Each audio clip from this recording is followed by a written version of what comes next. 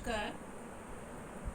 স্বাধীনতা দিবস উপলক্ষে আমার লেখা একটা কবিতা আমি আবৃত্তি করে শোনাচ্ছি।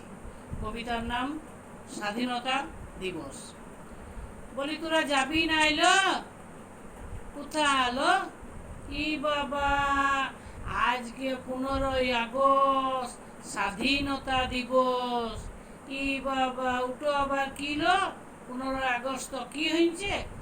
আর বাবা, আজকের দিনে আমাদের দেশ আমাদের ভারত ইংরেজদের হাত থেকে বেড়ে এসেছিল, মানে স্বাধীন হয়েছিল, বুঝলি? কোন ভুরে গায়ের মুরলটো বলে গেল পুটির মা সকাল সকাল ভালো কাপড় পরিয়ে সবাইকে নিয়ে স্কুল গোড়াতে লাইন দিবি গা। এই বাবা, তো লাইন কি জন্য তো বলো, আমরা কি করব স্বাধীনতা দিবস না 15ই আগস্ট দেখে? ই বাবা, তোদের কোনো কাজ নাই নাকি?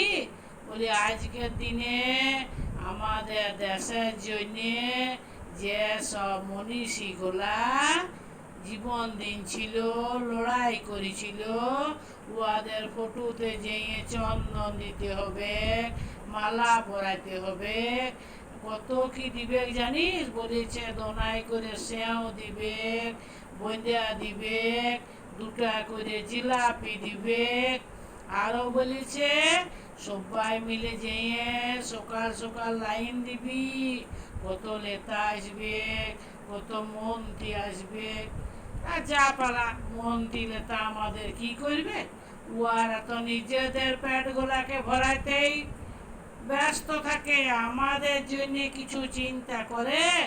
আমাদের পেটে খাবার নাই, মাথায় ভালো তেল নাই, দূরবীরা আমরা যাব নাই যা।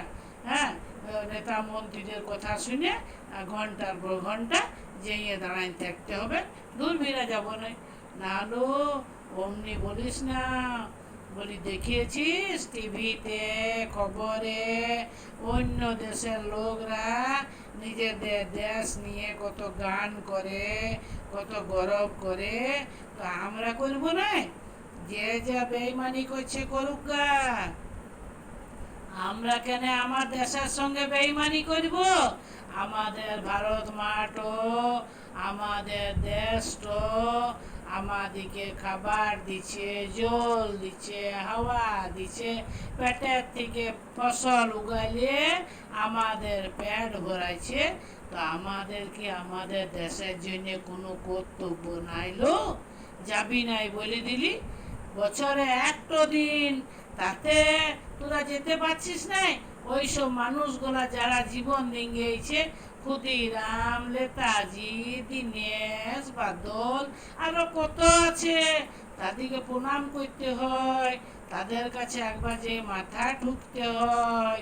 চ চ চ, আর দেরি করিস না, ঢেক দেরি হয়ে গেল। চ, কোন সকালে বলে গেছে, বলবে কুটির মা তোর না কোনো সময়ের জ্ঞান নাই, তোরা এতক্ষণে আসছিস, আমাকে 4টি কথা শুনতে হবে বাবু।